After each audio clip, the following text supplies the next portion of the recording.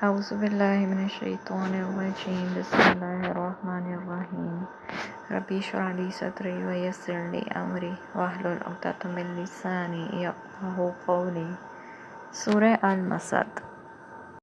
تبت یدا ابی لہب وتب، ابو لہب کے دونوں ہاتھ تباہ ہوں اور وہ خود بھی ہلاک ہوں۔ ابو لہب کا اصل نام عبد العزیٰ تھا اور رسول اللہ صلی اللہ علیہ وسلم کا سب سے بڑا حقیقی چچا تھا۔ نہایت ہی حسین اور جمیل تھا، رنگ سیب کی طرح دمکتا تھا، اسی وجہ سے اس کی کنیت ابو لہب ہوئی۔ مالدار تھا مگر بخیل تھا۔ رسول اللہ صلی اللہ علیہ وسلم کی ولادت کی خبر اسے اس کی لونڈی صوبیہ نے دی تو اس کی خوشی میں اس نے صوبیہ کو آزاد کر دیا۔ آپ صلی اللہ علیہ وسلم کے والد تو آپ صلی اللہ علیہ وسلم کی ولادت سے پہلے ہی وفات پا چکے تھے۔ بڑا چچا ہونے کی حیثیت سے اپنے آپ کو باپ کا قائم مقام سمجھ کر اس نے اپنی طبیعت کے خلاف اس خوشی کا اظہار کیا تھا یا اسے کرنا پڑا تھا۔ یہ اس کے بخلی کا نتیجہ تھا کہ جب آپ کے دادا عبد المطلب فوت ہونے لگے تو انہوں نے آپ کی کفالت ابو لہب کے بجائے ابو طالب کے سپرد کی، جو مالی لحاظ سے ابو لہب کی نسبت بہت کمزور تھے۔ آپ صلی اللہ علیہ وسلم کی بعثت کے بعد 3 سال تک اسلام کی تبلیغ اور اشاعت کا کام نہایت خفیہ طور پر ہوتا رہا۔ پھر جب حکم نازل ہوا تو اپنے قریبی کنبے والوں کو اللہ کے عذاب سے ڈراؤ تو آپ صلی اللہ علیہ وسلم نے اس حکم کی تعمیل میں بنو ہاشم اور بنو عبد المطلب کو اپنے ہاں کھانے پہ بلایا۔ آپ صلی اللہ علیہ وسلم نے ان کے سامنے لا الہ الا اللہ کی دعوت پیش کی تو ابو لہب جھٹ سے بول اٹھا، دیکھو یہ سب حضرات تمہارے چچا یا چچا زاد بھائی ہیں، نادانی چھوڑ دو اور یہ سمجھ لو کہ تمہارا خاندان سارے عرب کے مقابلے کی تاب نہیں رکھتا اور میں سب سے زیادہ حقدار ہوں کہ تمہیں پکڑ لوں۔ بس تمہارے لیے تمہارے باپ کا خاندان ہی کافی ہے، اور اگر تم اپنی بات پر اڑے رہے اور عرب کے سارے قبائل تم پر ٹوٹ پڑے تو ایسی صورت میں تم سے زیادہ اور کون شخص اپنے خاندان کے لیے شر اور تباہی کا باعث بن سکتا ہے۔ ابو لہب کی یہ تلخ اور تش باتیں سننے کے بعد آپ صلی اللہ علیہ وسلم نے خاموشی اختیار کر لی اور دوسرے لوگ بھی اٹھ کر اپنے اپنے گھروں کو چلے گئے۔ چند دن بعد آپ صلی اللہ علیہ وسلم نے دوبارہ اپنے رشتہ داروں کو مدعو کر کے اپنی دعوت ذرا کھل کر پیش کی، جس کے نتیجے میں آپ کے چھوٹے چچا ابو طالب کھل کر آپ صلی اللہ علیہ وسلم کی حمایت کا اعلان کر دیا، مگر ساتھ یہ بھی کہہ دیا کہ میں ذاتی طور پر عبد المطلب کا دین چھوڑنے کو تیار نہیں۔ ابو طالب کی اس حمایت کے جواب میں ابو لہب کہنے لگے، خدا کی قسم یہ دعوت توحید برائی ہے، لہٰذا محمد صلی اللہ علیہ وسلم کے ہاتھ دوسروں سے پہلے تم خود ہی پکڑ لو۔ اس کے جواب میں ابو طالب نے کہا، اللہ کی قسم جب تک جان میں جان ہے ہم اس کی حفاظت کرتے رہیں گے، اور اس دوسری دعوت کا اتنا فائدہ ضرور ہوا کہ آپ صلی اللہ علیہ وسلم کو یقین ہو گیا کہ معززین بنو ہاشم میں کم سے کم ایک آدمی یعنی ابو طالب ایسا ہے جس کی حمایت پر اعتماد کیا جا سکتا ہے۔ اس کے بعد آپ صلی اللہ علیہ وسلم نے ایک تیسرا جرأت مندانہ قدم اٹھایا۔ ایک دن آپ کوہ صفا پر چڑھ گئے اور ایک فریادی کی طرح آواز لگائی اور قریش کے ایک قبیلے کا نام لے کے پکارا اور کہا، اے بنی فہر، اے بنی عدی، اے بنی قاب وغیرہ وغیرہ، حتیٰ کہ سب قبائل کے قابل ذکر شخص آپ صلی اللہ علیہ وسلم کے پاس اکٹھے ہو گئے، اور جو نہ پہنچ سکا اس نے اپنا نمائندہ بھیج دیا۔ آپ صلی اللہ علیہ وسلم ایک اونچی جگہ پر کھڑے ہو گئے اور لوگوں سے پوچھا، اگر میں تم سے یہ کہوں کہ اس پہاڑی کے پار ایک لشکر جمع ہو رہا ہے جو تم پر حملہ کرنے والا ہے تو کیا تم میری بات مان لو گے؟ سب نے یک زبان ہو کر کہا، ہاں۔ اس لیے آپ صلی اللہ علیہ وسلم کے متعلق ہمارا ہمیشہ سچ ہی کا تجربہ رہا ہے۔ آپ صلی اللہ علیہ وسلم نے فرمایا، اچھا تو سن لو کہ میں تمہیں ایک سخت عذاب سے خبردار کرنے کے لیے بھیجا گیا ہوں، لہٰذا تم اپنے آپ کو جہنم سے بچاؤ، میں تمہیں اللہ سے بچانے کا کچھ اختیار نہیں رکھتا۔ آپ صلی اللہ علیہ وسلم ابھی اتنا ہی کہہ پائے تھے کہ ابو لہب بھڑک اٹھا اور کہنے لگا، سارا دن تم پر ہلاکت ہو، کیا اس بات کے لیے تو نے ہمیں جمع کیا تھا؟ اگرچہ ابو لہب کی اس بدتمیزی کی وجہ سے یہ اجتماع کچھ نتیجہ خیز ثابت نہ ہوا، تاہم اس کا یہ فائدہ ضرور ہوا کہ آپ صلی اللہ علیہ وسلم نے حسب ارشاد باری اپنی پوری قبیلے کو اپنی دعوت سے آگاہ کر دیا، اور آپ صلی اللہ علیہ وسلم کی یہ پکار مکہ کے ایک فرد تک پہنچ گئی، اور ابو لہب کی بدخلقی اور گستاخی کے جواب میں اللہ تعالیٰ نے یہ سورت نازل فرمائی۔ ابو لہب کا ہی قرآن میں کیوں نام لیا گیا؟ یہاں یہ سوال پیدا ہوتا ہے کہ آپ کے دشمن تو اور بھی بہت تھے، بلکہ ابو لہب سے بھی زیادہ تھے، تو ان تمام دشمنوں میں سے صرف ابو لہب کا ہی قرآن میں کیوں نام لے کر ذکر کیا گیا؟ تو اس کا جواب یہ ہے کہ دو وجوہات کی بنا پہ ابو لہب کا جرم واقعی اتنا شدید تھا کہ قرآن میں اس کا نام لے کر اس کی مذمت کی گئی۔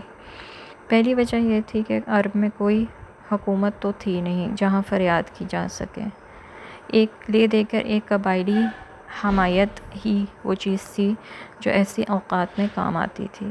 مظلوم شخص فوراً اپنے قبیلے کو داد رسی کے لیے پکارتا اور پورا قبیلہ اس کی حمایت میں اٹھ کھڑا ہوتا۔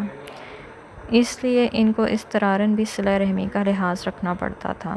ابو لہب بھی وہ واحد بدبخت شخص ہے جس نے اس دور کے واجب الاحترام قانون کو توڑ کر اپنے قبیلے پر ڈٹ کر آپ کی مخالفت کی۔ جب بنو ہاشم اور بنو مطلب کو معاشرتی بائیکاٹ کی وجہ سے شیب ابی طالب میں مسحور ہونا پڑا تو اس وقت بھی ابو لہب نے اپنے قبیلے کا ساتھ نہیں دیا، اور یہ تو واضح ہے کہ شیب ابی طالب کے محصورین میں بہت سے ایسے لوگ بھی شامل ہیں جو آپ صلی اللہ علیہ وسلم پر ایمان نہیں لائے تھے، تاہم قبائلی حمایت کی بنا پر انہوں نے سب کچھ گوارا کیا تھا اور اس قانون کے احترام کا حق ادا کیا۔ حد یہ ہے کہ آپ کے چھوٹے چچا ابو طالب نے آپ کی حفاظت کے لیے زندگی بھر قریش مکہ کی مخالفت مول لی، حالانکہ آخری دم تک وہ ایمان نہیں لائے تھے۔ اور دوسری وجہ یہ تھی کہ اس قبائلی معاشرے میں چچا کو بھی باپ کا درجہ حاصل تھا، بالخصوص اس صورت میں کہ حقیقی والد فوت ہو چکا ہو۔ اس لحاظ سے بھی ابو لہب کو آپ کی حفاظت کا فریضہ بجا لانا چاہیے تھا، خواہ وہ ایمان لاتا یا نہ لاتا، مگر وہ آپ کی حفاظت کے بجائے بغض اور عناد میں اتنا آگے نکل گیا کہ اس کا شمار آپ صلی اللہ علیہ وسلم کے صف اول کے دشمنوں میں ہونے لگا۔ اس نے کوہ صفا کے پہاڑ پر جس گستاخی کا مظاہرہ کیا، اس پر آپ صلی اللہ علیہ وسلم کے خاموش رہنے کی وجہ بھی یہی تھی کہ معاشرتی سطح پہ ابو لہب آپ کے باپ کے مقام پر تھا، اور باپ ہونے کا ادب کا تقاضا یہی تھا کہ آپ خاموش رہتے، لہٰذا اس کی اس بدتمیزی کا جواب خود اللہ تعالیٰ نے اس کا نام لے کر دیا۔ واضح رہے کہ تبت یدا ابی لہب سے یہ مراد نہیں کہ جسمانی لحاظ سے ابو لہب کے دونوں ہاتھ ٹوٹ جائیں گے، بلکہ یہ بددعا کی قسم کے کلمات ہیں جو ناراضگی کے موقع پر بولے جاتے ہیں، اور ایسے الفاظ صرف عربی میں نہیں ہر زبان میں پائے جاتے ہیں۔ ما اغنی عنہ مالہ وما کسب، نہ اس کا مال اس کے کسی کام آیا اور نہ ہی جو اس نے کمایا۔ مال کی ہوس اور بخل مل کر ایک تیسری صف پیدا کرتے ہیں اور وہ ہے بزدلی۔ جب جنگ بدر کے لیے بھرتی کا اعلان ہوا تو ابو لہب اس سے فرار کی راہیں سوچنے لگا۔ ایک شخص سے اس نے 4000 درہم قرضہ لینا تھا جس کے ملنے کی اسے توقع نہ تھی، کیونکہ وہ مفلس تھا۔ ابو لہب نے اس سے سودا بازی کی کہ اگر وہ اس کی جگہ جنگ بدر میں شریک ہو جائے تو وہ اس سے اپنا قرض کا مطالبہ نہیں کرے گا۔ اس طرح ابو لہب نے ایک تیر سے دو شکار کیے، ڈوبتے ہوئے قرضے کی وصولی بھی ہو گئی اور جنگ سے بچاؤ کا مقصد بھی حاصل ہو گیا۔ جنگ بدر میں قریشیوں کی شکست فاش کی خبر سن کر اسے اتنا صدمہ ہوا کہ بیمار پڑ گیا۔ 7ویں دن یہ بیماری چیچک کی شکل اختیار کر گئی تو اسے اپنی ساری عمر کی کمائی برباد ہوتی نظر آنے لگی، کیونکہ اب اسے اپنی موت کا یقین ہو چکا تھا۔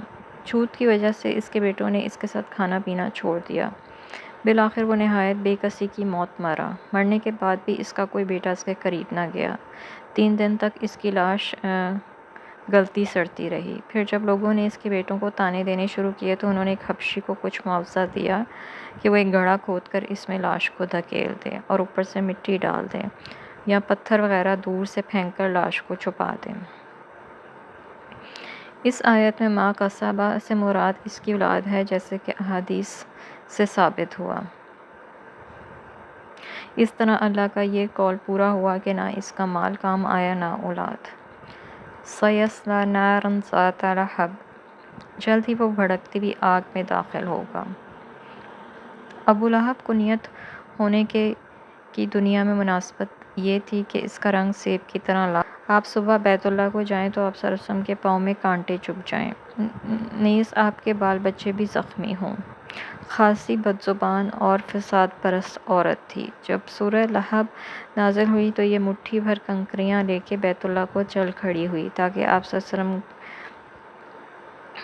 کو ہجو کی صورت لہب کا جواب دے اور کنکریاں مار کر اپنا انتقام کی آگ ٹھنڈی کرے۔ اتفاق کی بات یہ ہے کہ اسے اللہ کے رسول صلی اللہ علیہ وسلم نظر ہی نہ آئے۔ حضرت ابو بکر صدیق سے کہنے لگی، تمہارا ساتھی کدھر ہے؟ سیدنا ابو بکر نے جواب دیا کہ اس نے تو کوئی سنا ہے وہ میری ہجو کرتا ہے۔ سیدنا ابو بکر صدیق نے جواب دیا کہ اس نے تو کوئی ہجو نہیں کی، یعنی اگر ہجو کی ہے تو وہ اللہ نے کی ہے، آپ صلی اللہ علیہ وسلم نے نہیں کی۔ یہ جواب سن کر وہ واپس چلی آئی۔